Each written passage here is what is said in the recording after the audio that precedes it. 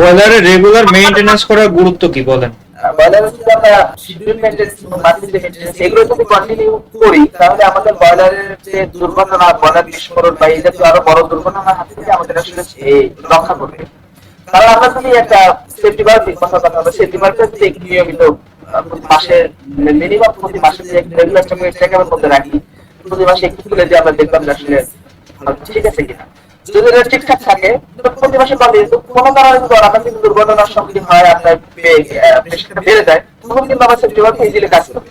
এই কাজটা যদি আমরা না করি, না আমরা অবহেলায় ফেলে রাখি, তাহলে দেখা যাবে যে এই সময়টা আসলে সেফটি বাল্বটার কাজ করা প্রয়োজন, সেই সময়টা সে আর কাজ করতেছে না।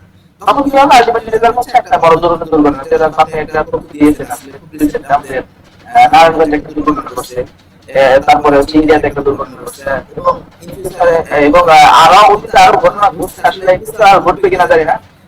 এই যে উদ্ভূত পরিস্থিতির সম্মুখীন আমাদের যেন না হতে হয়, এই জন্য আসলে মেনটেন্স করাটা খুবই ইম্পর্টেন্ট।